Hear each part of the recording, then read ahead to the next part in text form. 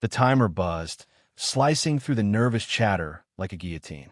Elliot's heart lurched as he glanced at the man across from him, whose green eyes burned with an intensity that made the rooftop bar's fairy lights seem dim. 3 minutes. Barely enough time to stammer through small talk. Yet this stranger, Jasper, had already unraveled him with a single, knowing smirk. Elliot adjusted his sweater, the bright patchwork of colors feeling childish under Jasper's gaze. The Seattle skyline glittered behind them, a backdrop to the speed dating event that had drawn a motley crowd of hopefuls to this trendy rooftop. Elliot wasn't sure why he'd come. Maybe it was the ache of too many lonely nights in his Capitol Hill apartment, or maybe it was his best friend Marissa's insistence that he put himself out there. Whatever the reason, he was here, and Jasper, lean, leather-jacketed with a jawline that could cut glass, was staring at him like he was the only person in the room. "So, Elliot," Jasper said, his voice low, like he was sharing a secret. "What's the wildest thing you've ever done?" Elliot laughed, a nervous hiccup. "Wild? I once stayed up all night binge-watching a sci-fi series. Does that count?" Jasper leaned forward, elbows on the table, his smirk widening. "It counts if you were screaming at the screen by 3 a.m. Elliot flushed, caught off guard by how easily Jasper teased out his quirks. "Okay, maybe I yelled a little. What about you?" Jasper's eyes flickered, a shadow passing over them. "I ran away from home at 16. Hitched my way from Boise to San Francisco. Lived on the streets for a year before I figured out how to survive." Elliot's breath caught. The raw honesty in Jasper's voice was a punch to the gut. "That's intense." "Yeah, well, intensity's my thing." Jasper's gaze softened, just for a moment, before the timer buzzed again. The host's voice called for everyone to switch tables, but Jasper didn't move. Neither did Elliot. "You're not leaving?" Elliot asked, his voice barely above a whisper. Jasper tilted his head, studying him. "Not yet." The next round began, but their table felt like its own universe. They talked about Elliot's job as a graphic designer, Jasper's gig as a freelance photographer, the way Elliot loved the smell of rain on Seattle streets, and how Jasper chased sunsets for the perfect shot. Each word wove a thread between them, fragile but electric. When the host announced a break, Elliot excused himself, his heart racing as he headed for the bathroom, needing a moment to breathe. He didn't expect Jasper to follow. The bathroom doors swung shut behind them, the muffled music from the bar fading. Elliot turned, startled, as Jasper leaned against the sink, his expression unreadable. "You okay?" Jasper asked, his voice softer now, almost tender. "Yeah, Elliot fumbled, his hands shaking. "You're a lot." Jasper stepped closer, close enough that Elliot could smell the faint cedar of his cologne. "Good or bad kind of lot?" "Good," Elliot admitted, his voice cracking. "Scary good." Jasper didn't say anything. He just looked at Elliot, his eyes tracing every inch of his face, like he was memorizing him. Then, without a word, he reached out, his fingers brushing Elliot's wrist. It was a small gesture, but it sent a jolt through Elliot's entire body. He didn't pull away. The rest of the night blurred. They returned to the event, but the other speed daters faded into the background. Jasper's laugh, rough and unguarded, became the only sound Elliot cared about. When the event ended, Jasper scribbled his number on a napkin and pressed it into Elliot's hand. "Call me," he said, his voice a mix of challenge and promise. "I'm not done with you." Elliot walked home through the drizzle, the napkin clutched in his pocket like a lifeline. He didn't know it then, but that night would be the start of everything, and the beginning of a storm neither of them could outrun. Elliot stared at the napkin for 3 days. It sat on his kitchen counter, next to a half-dead succulent and a stack of unopened mail, taunting him. Every time he reached for his phone, his stomach twisted, and he'd set it back down, cursing his own cowardice. Marissa, sprawled on his couch with a glass of Pinot, wasn't having it. "Elliot, you're killing me. He's hot. He's into you, and he followed you into a bathroom. Call him before I do it for you." "It's not that simple," Elliot muttered, pacing his tiny apartment. What if he's just, I don't know, playing me? He's so confident. And he gestured at himself, at the mismatched socks and the paint-splattered jeans he wore when he wasn't trying to impress anyone. You're a catch, Marissa said, rolling her eyes. And you're overthinking this. Text him. Now. So he did. A simple, fumbling message. Hey, it's Elliot. From speed dating. Want to grab coffee? He hit send before he could second-guess himself, then promptly threw his phone across the room like it was radioactive. Jasper's reply came within minutes. Coffee's boring. Meet me at Pike Place at 6. I'll show you something real. Elliot arrived at Pike Place Market just as the sun dipped below the horizon, casting the stalls in a golden glow. The air smelled of fish and flowers, and the crowd buzzed with tourists and locals alike. Jasper was waiting near the fish-throwing stand, his leather jacket swapped for a dark hoodie, his camera slung around his neck. He looked effortless, like he belonged in the chaos of the market. You made it, Jasper said, his smile crooked and warm. Thought you might chicken out. I almost did, Elliot admitted, shoving his hands in his pockets. What's the plan? Jasper didn't answer. He just grabbed Elliot's hand and pulled him through the crowd, weaving past vendors and street musicians. They ended up at a quiet corner overlooking the Puget Sound, where Jasper set up his camera on a tripod. I'm chasing the light, he said, adjusting the lens. Stay here. You're part of the shot. Elliot laughed, nervous. Me? I'm not photogenic. Bullshit, Jasper said, his eyes flicking up to meet Elliot's. You're the most interesting thing I've seen in years. The words hit Elliot like a freight train. He stood there, frozen, as Jasper snapped photos of the sunset, the water, and, occasionally, him. Each click felt intimate, like Jasper was peeling back layers Elliot didn't even know he had. They talked, as the sky darkened, about Jasper's childhood in Idaho, the way he'd learned to survive by reading people, and Elliot's quiet dream of designing album covers for indie bands. It was easy, too easy, and that scared Elliot more than anything. As they walked back through the market, Jasper stopped at a stall selling handmade bracelets.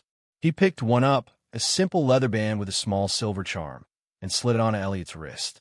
For you, he said, his fingers lingering. So you don't forget tonight. Elliot's throat tightened. You're making it really hard to stay cautious. Good, Jasper said, stepping closer. Cautious is overrated.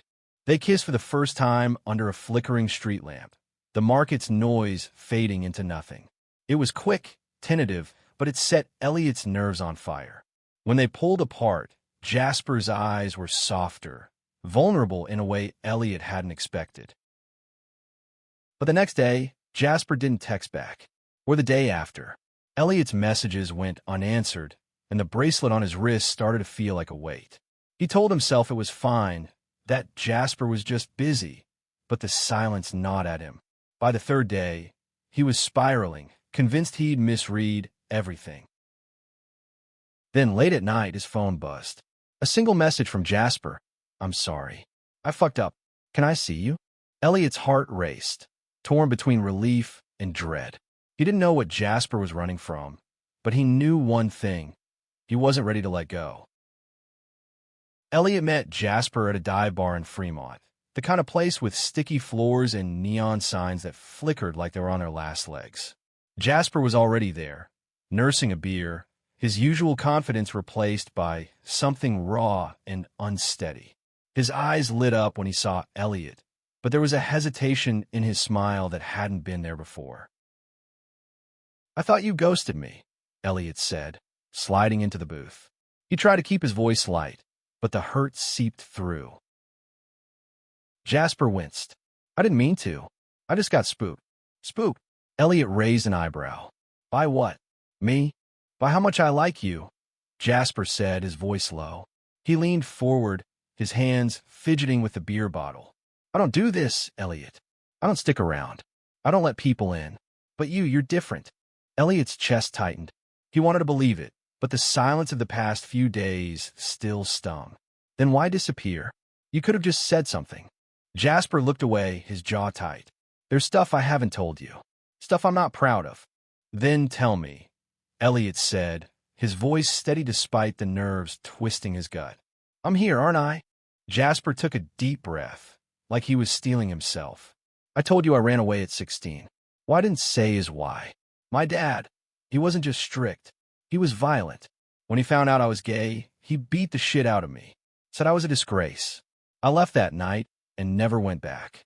Elliot's heart sank. He reached across the table, his hand hovering before resting on Jasper's. I'm so sorry. Jasper shook his head, pulling his hand away. Don't. I don't want pity. I needed you to know why I'm fucked up. Why I push people away.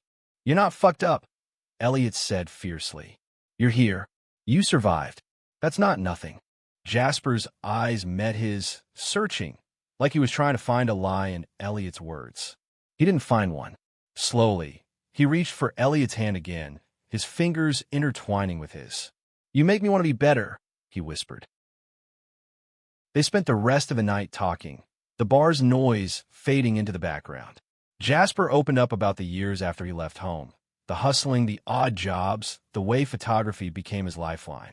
Elliot shared his own struggles, the quiet loneliness of growing up as the only queer kid in his small Oregon town.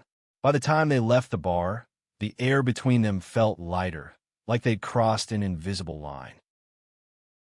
Over the next few weeks, they fell into a rhythm. Coffee dates turned into late-night walks through Volunteer Park, where they'd lie on the grass and invent stories about the stars. Jasper showed Elliot his favorite hidden spots in the city, a mural tucked behind a bookstore, a cafe with the best lavender latte. Elliot taught Jasper how to sketch, laughing when Jasper's attempts at drawing a tree looked more like a broccoli stalk. But there were cracks. Jasper would go quiet sometimes, his phone buzzing with calls he ignored. When Elliot asked about it, he'd brush it off, saying it was just work. Elliot wanted to believe him, but the unease grew, a shadow creeping into their light. One night, after a movie at Jasper's cramped studio apartment, Elliot saw a text flash on Jasper's phone. You can't keep dodging me. Pay up, or you're done. The words chilled him, but before he could ask, Jasper snatched the phone away, his face pale. It's nothing, Jasper said too quickly. It didn't look like nothing, Elliot pressed. Who was that? Jasper's eyes darkened, and for a moment, Elliot thought he'd shut down again. But then he sighed, running a hand through his hair. It's an old debt, from when I was younger. I owe some people money. Bad people. Elliot's stomach dropped. How bad? Bad enough, Jasper said, his voice tight. I'm handling it, okay? I don't want you mixed up in this. But Elliot was already mixed up.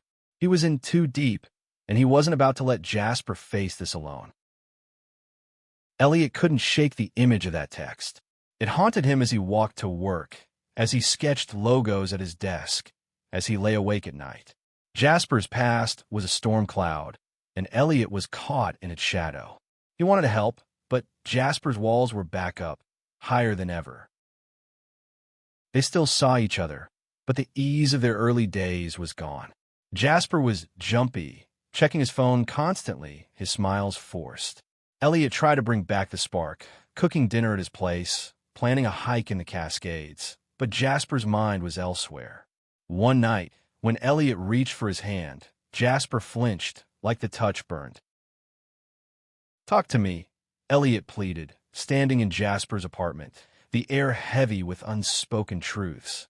You're shutting me out. I'm trying to protect you, Jasper snapped, his voice sharper than intended. He softened, rubbing his temples. Elliot, you don't get it. These people, they don't mess around. If they know about you, they'll use you to get to me. Then let me help, Elliot said, stepping closer. We're in this together, aren't we? Jasper's laugh was bitter. You don't know what you're signing up for. Then tell me. Elliot's voice cracked, raw with frustration. I'm not some fragile thing you need to shield. I love you, Jasper. I'm not going anywhere. The words hung in the air, heavy and unscripted. Elliot's face burned. He hadn't meant to say it, not like this. Jasper stared at him, his expression unreadable, and for a terrifying moment, Elliot thought he'd ruined everything. Then Jasper crossed the room in 2 strides and kissed him, fierce and desperate, like he was drowning and Elliot was air. "I love you too," he whispered against Elliot's lips. "That's why I'm scared." They held each other that night, the world outside forgotten. But the next morning, reality crashed back. Jasper's phone buzzed again, and this time, he didn't hide it. "They want to meet," he said, his voice hollow. "Tomorrow night, at a warehouse in Soto." Elliot's heart raced.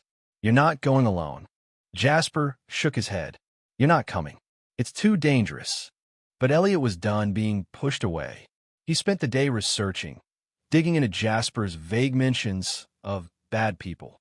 He found nothing concrete, but the fear in Jasper's eyes told him enough. That night, he followed Jasper to the warehouse, keeping his distance, his heart pounding as he slipped through the shadows. The warehouse was a hulking, rusted beast, its windows dark and shattered. Inside, Elliot heard voices, Jasper's low and tense, and another gravelly and threatening. He crept closer, peering through a broken window. Jasper stood in the dim light, facing a man with a scar across his cheek, flanked by 2 others. The man held an envelope, waving it like a weapon. "You're late, Jasper," the man growled. "And short. Again. I'll get the rest," Jasper said, his voice steady but strained. "Just give me time."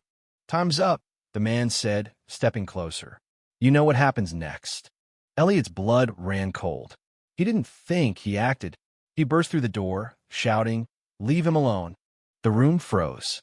Jasper's face paled, horror and fury warring in his eyes. The scar man laughed, a cruel sound. "Who's this?" "Your boyfriend." Elliot stood his ground, his knees shaking. "I'm not letting you hurt him."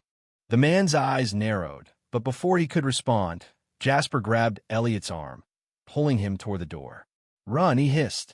They bolted into the night, the men's shouts echoing behind them. They didn't stop until they reached Elliot's car, parked blocks away, their breaths ragged. "What the hell were you thinking?" Jasper yelled, his voice breaking. "You could have been killed." "I was thinking I love you." Elliot shot back, tears stinging his eyes. "I'm not losing you to this." Jasper's anger crumbled, replaced by something softer, broken. He pulled Elliot into his arms, holding him tight. "I don't deserve you," he whispered. But the danger wasn't over. They both knew it, and Elliot was ready to fight for the man he loved, no matter the cost. The next week was a blur of fear and planning. Jasper finally told Elliot everything. The debt was from his days in San Francisco, when he'd gotten tangled with a loan shark to survive on the streets. The amount wasn't huge, $10,000, but with interest, it had ballooned, and the threats were escalating. The scar man, Vince, wasn't known for patience. "We need to go to the police," Elliot said, pacing his apartment. "They can help." Jasper shook his head, his face grim. "Vince has people everywhere. Cops won't touch him. And if I snitch, I'm dead." "Then we pay him," Elliot said, his voice firm. "I've got some savings. It's not much, but—" "No." Jasper cut him off, his eyes fierce. "I'm not taking your money. This is my mess."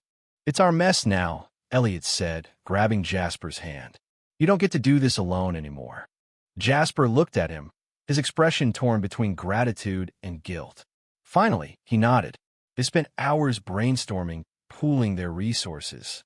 Elliot had $4,000 saved from freelance gigs. Jasper had a few grand from recent photography jobs. It wasn't enough, but it was a start. They decided to meet Vince again, this time on their terms. Jasper arranged a meeting at a public park, hoping the open space would keep things civil. Elliot insisted on coming, despite Jasper's protests. "We're stronger together," he said, and Jasper couldn't argue with that.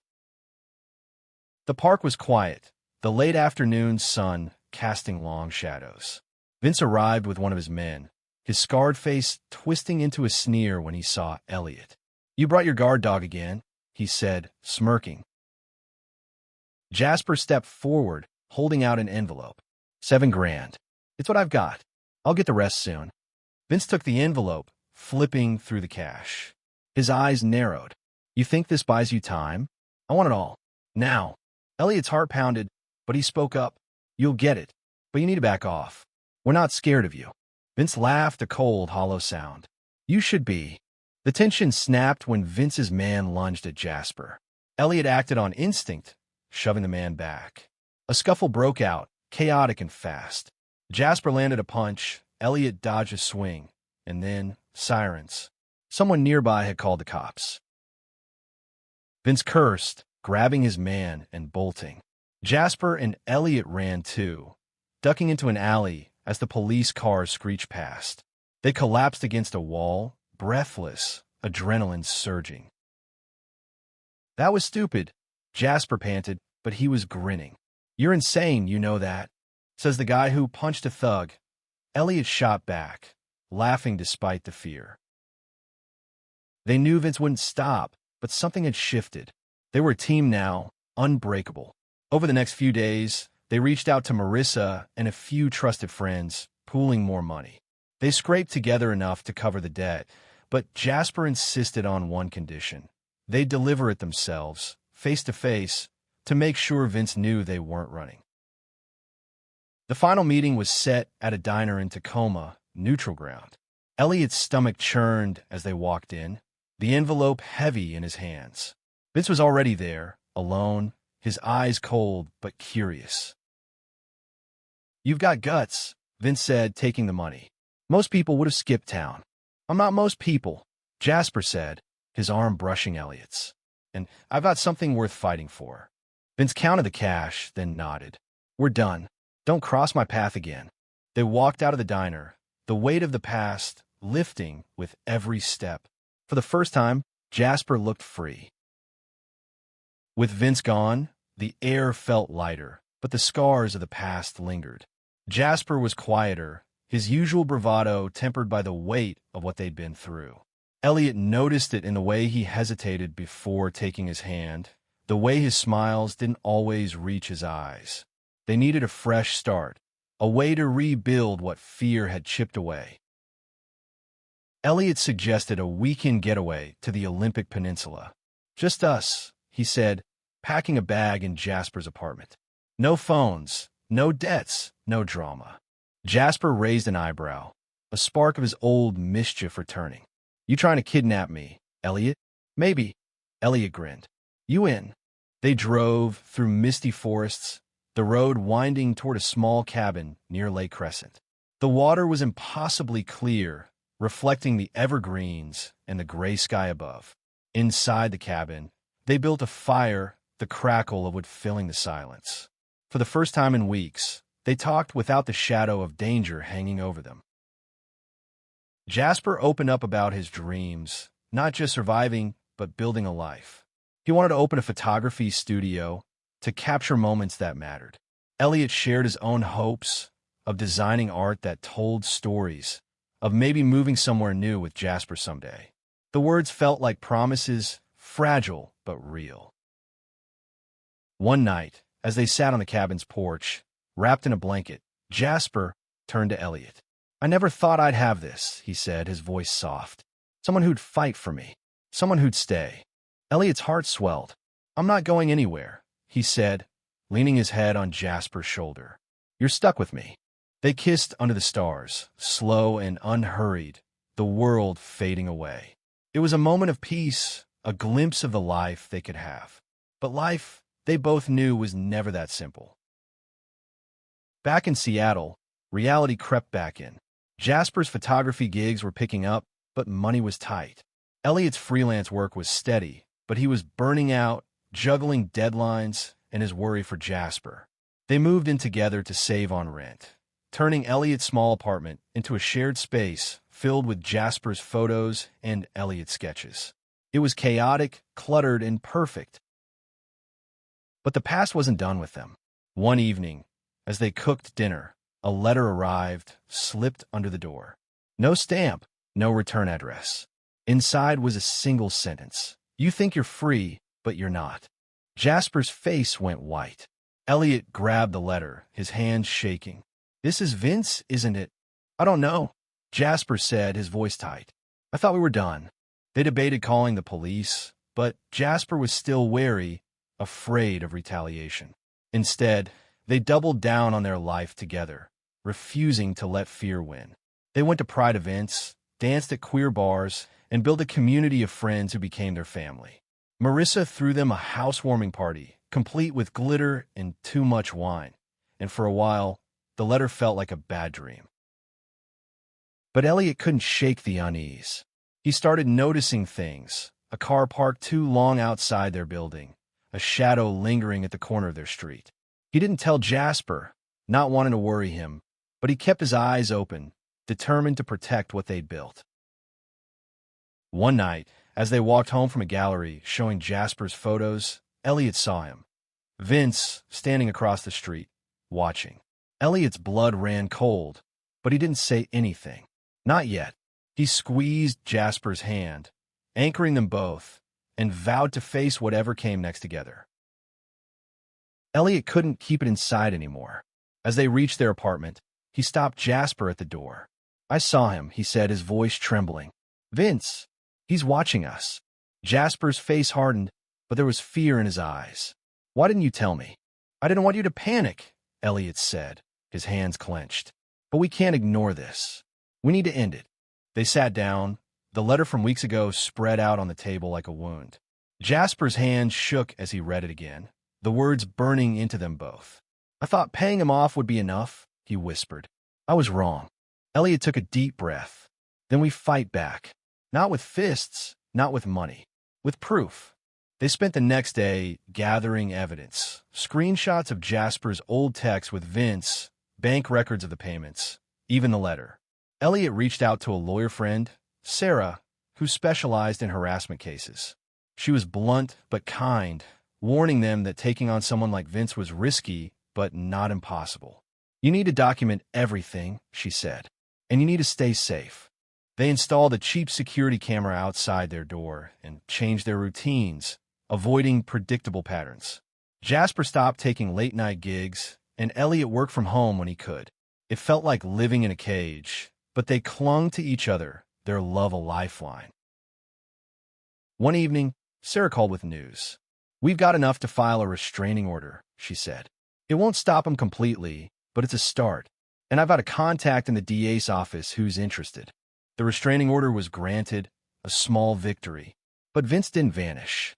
He sent another letter, this one more explicit. "You can't hide forever." Elliot's fear turned to anger. He was done running. With Sarah's help, they built a case, connecting Vince to a larger network of loan sharks. The DA's office took notice, and one night, as Elliot and Jasper watched a movie, Sarah called again. "They got him," she said, her voice triumphant. "Vince was arrested, not just for you, but for a dozen other charges.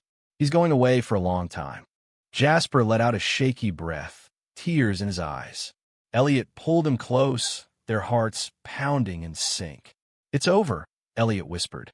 "We're free." The next year was a rebirth. Jasper opened his photography studio, a small space in Belltown filled with his vibrant prints. Elliot landed a contract designing album art for a local band, his sketches coming to life in ways he'd always dreamed. They celebrated their anniversary at the same rooftop bar where they'd met, laughing about how nervous they'd been, how one speed dating night had changed everything. As they stood on the rooftop, the city sparkling below, Jasper took Elliot's hand. "I was running my whole life," he said, his voice steady. "Until you made me want to stay." Elliot smiled, his eyes shining. "And you made me brave." They kissed, the world fading away, their love a quiet triumph over every storm. They'd fought for each other, against fear, against the past, and they'd won. Not just a happy ending, but a beginning, one they'd write together, one moment, one photo, one sketch at a time.